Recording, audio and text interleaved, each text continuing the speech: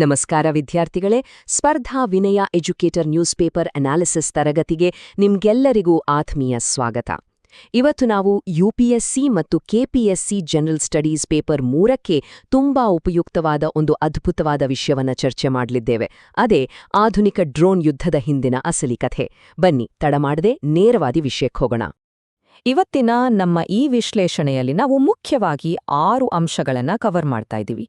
Context, ಡ್ರೋನ್ಗಳ ಡಿಕನ್ಸ್ಟ್ರಕ್ಷನ್, ಜಾಗತಿಕ ಬದಲಾವಣೆ, defence economics, ನಮ್ಮ ಭಾರತದ ಸುದರ್ಶನ ಚಕ್ರ ಮತ್ತು ಕೊನೆಯಲ್ಲಿ ಎಕ್ಸಾಮ್ ಪ್ರಾಕ್ಟೀಸ್ ಟಿಪ್ಸ್. ಮುಂದಕ್ಕೆ ಹೋಗೋಣ.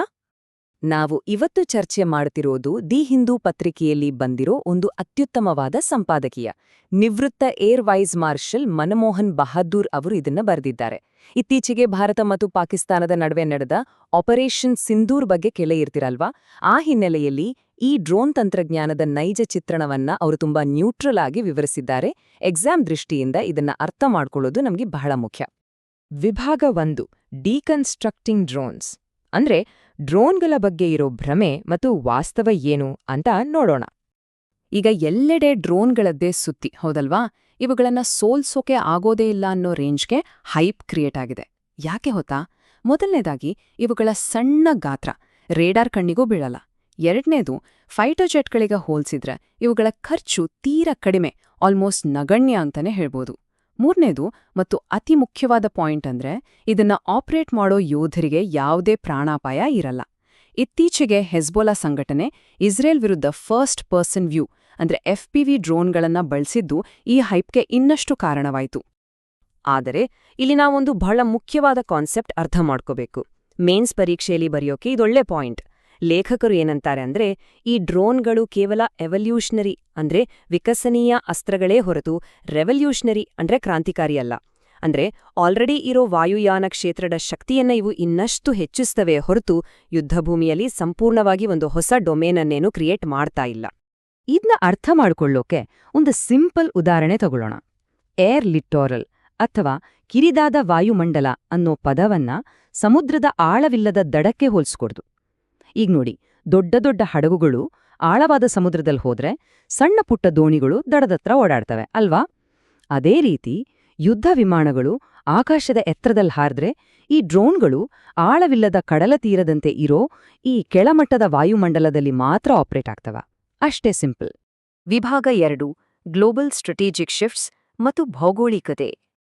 ಈ ಡ್ರೋನ್ಗಳು ಇಡೀ ಪ್ರಪಂಚದ ಯುದ್ಧತಂತ್ರದ ಗಡಿಗಳನ್ನೇ ಹೇಗ್ ಬದಲಾಯಿಸ್ತಾ ಇವೆ ಗೊತ್ತಾ?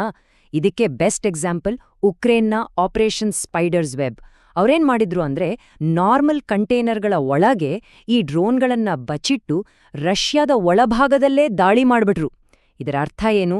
ಇನ್ಮುಂದೆ ಯುದ್ಧಕ್ಕೆ ಅಂತ ಯಾವುದೇ ನಿರ್ದಿಷ್ಟ ಗಡಿ ಇಲ್ಲ. ಜಗತ್ತಿನ ಯಾವುದೇ ಮೂಲೆಯಲ್ಲಿರೋ ಆಸ್ತಿಗಳನ್ನ ದಿನದ 24 ಗಂಟೆಯೂ ಕಾಪಾಡ್ಕೊಳ್ಳೇಬೇಕಾದ ಅನಿವಾರ್ಯತೆ ಈಗ ಸೃಷ್ಟಿಯಾಗಿದೆ. ಇನ್ನು ಈ ಡ್ರೋನ್ಗಳಿಗೆ ಆರ್ಟಿಫಿಷಿಯಲ್ ಇಂಟೆಲಿಜೆನ್ಸ್ ಅಥವಾ AI ಸೇರ್ಬಿಟ್ರೆ ಅವುಗಳ ಶಕ್ತಿ ನಾವು ಅಂದ್ಕೊಂಡಿದ್ದಕ್ಕಿಂತ 1000 ಪಟ್ಟು ಹೆಚ್ಚಾಗತ್ತೆ. ಆದ್ರೆ ಇಲ್ಲೊಂದು ದೊಡ್ಡ ನೈತಿಕ ಪ್ರಶ್ನೆ ಬರುತ್ತೆ. ಡ್ರೋನ್ಗಳೇ ಸ್ವತಃ ಯೋಚನೆ ಮಾಡಿ ಯುದ್ಧಭೂಮಿಯಲ್ಲಿ ಯಾರನ್ನ ಸಾಯಿಸಬೇಕು, ಯಾರನ್ನ ಬಿಡಬೇಕು ಅಂತ ತೀರ್ಮಾನ ತಗೊಳ್ಳೋಕೆ ಶುರು ಮಾಡಿದ್ರೆ ಹೇಗಿರುತ್ತೆ? ಇದು ತುಂಬಾನೇ ಸೀರಿಯಸ್ ವಿಷಯ ಅಲ್ವಾ? ಹಾಗಾಗಿನೇ ವಿಶ್ವಸಂಸ್ಥೆಯ ಒಂದು ಸಮಿತಿ ಈಗ ಇದ್ರ ಬಗ್ಗೆ ಆಳವಾದ ಚರ್ಚೆ ಮಾಡ್ತಾ ಇದೆ.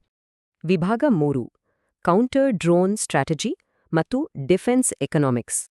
ಈಗ ರಕ್ಷಣಾ ಅರ್ಥಶಾಸ್ತ್ರದ ಅಸಲಿ ಲೆಕ್ಕಾಚಾರ ನೋಡಿ. ಸಾವಿರಾರು ಡ್ರೋನ್ಗಳು ಒಟ್ಟಿಗೆ ಅಟ್ಯಾಕ್ ಮಾಡಿದಾಗ $50,000 ಬೆಲೆ ಬಾಡುವ ಐರನ್ ಡೋಮ್ ಮಿಸೈಲ್ ಬಳಸಿ ಆ ಸಣ್ಣ ಡ್ರೋನ್ ಹೊಡೆದುಳಿಸೋದು ಎಷ್ಟರ ಮಟ್ಟಿಗೆ ಸರಿ? ಅದು ಆರ್ಥಿಕವಾಗಿ ಭಾರಿ ನಷ್ಟ. ಅದಕ್ಕೆ ಈಗಿನ ಬೆಸ್ಟ್ ಆಪ್ಷನ್ ಅಂದ್ರೆ ಇಸ್ರೇಲ್ನ ಐರನ್ ಬೀಮ್ ಲೇಸರ್ ತಂತ್ರಜ್ಞಾನ. ಇದು ಡಿರೆಕ್ಟೆಡ್ ಎನರ್ಜಿ ವೆಪನ್. ಇದರ ಒಂದು ಶೂಟ್ನ ಖರ್ಚು ಕೇವಲ $2-3.5 ಮಾತ್ರ.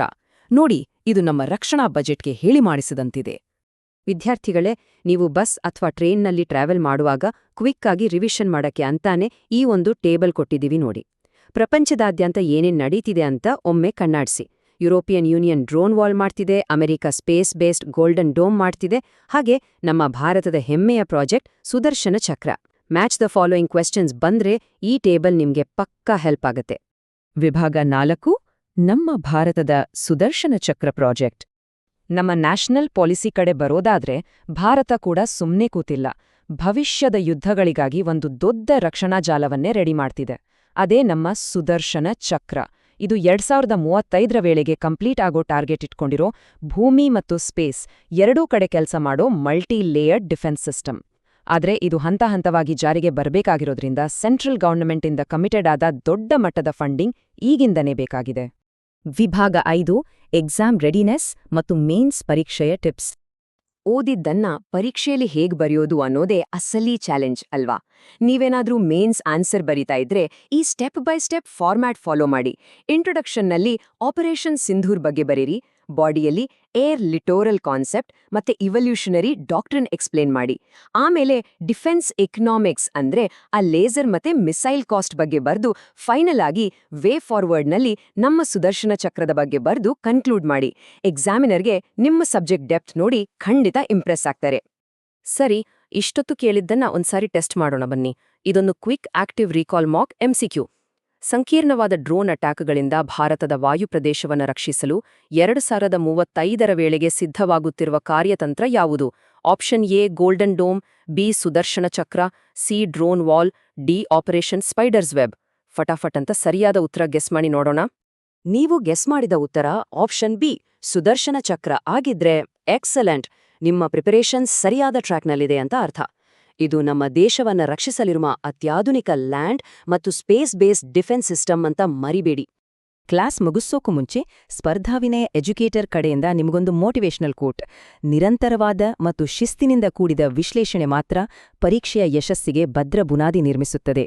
ಹಾಗಾಗಿ ನಿಮ್ಮ ಡೈಲಿ ಸ್ಟಡಿ ಶೆಡ್ಯೂಲ್ನಲ್ಲಿ ಫೋಕಸ್ ಮತ್ತು ಡಿಸಿಪ್ಲಿನ್ ಯಾವತ್ತೂ ಮಿಸ್ ಆಗ್ಬಾರ್ದು. ಕೊನೆಯದಾಗಿ ನಿಮ್ಮ ಸ್ಟಡಿ ಗ್ರೂಪ್ಗಳಲ್ಲಿ ಡಿಸ್ಕಸ್ ಮಾಡೋಕೆ ಅಂತಾನೆ ಒಂದು ಇಂಟ್ರೆಸ್ಟಿಂಗ್ ಪ್ರಶ್ನೆ ಕೇಳ್ತೀನಿ, ಯೋಚನೆ ಮಾಡಿ. ಈ AI ಟೆಕ್ನಾಲಜಿ ಬಂದು ಡ್ರೋನ್ಗಳೇ ತಾವಾಗಿಯೇ ಯುದ್ಧಭೂಮಿಯಲ್ಲಿ ಜೀವ ತೆಗೆಯೋ ನಿರ್ಧಾರಗಳನ್ನ ಮಾಡೋಕ್ ಶುರು ಮಾಡಿದ್ರೆ ನಾಳೆಯ ಯುದ್ಧಗಳಲ್ಲಿ ನಡೆಯೋ ಸಾವು ನೋವುಗಳಿಗೆ ಕಾನೂನುಬದ್ಧವಾಗಿ ಯಾರು ಹೊಣೆಯಾಗ್ತಾರೆ? ಇದನ್ನೊಮ್ಮೆ ಆಳವಾಗಿ ಯೋಚನೆ ಮಾಡಿ. ಮುಂದಿನ ಎಕ್ಸ್ಪ್ಲೇನರ್ ಕ್ಲಾಸ್ನಲ್ಲಿ ಮತ್ತೊಂದು ಇಂಪಾರ್ಟೆಂಟ್ ಟಾಪಿಕ್ ಜೊತೆ ಸಿಗೋಣ. All the best.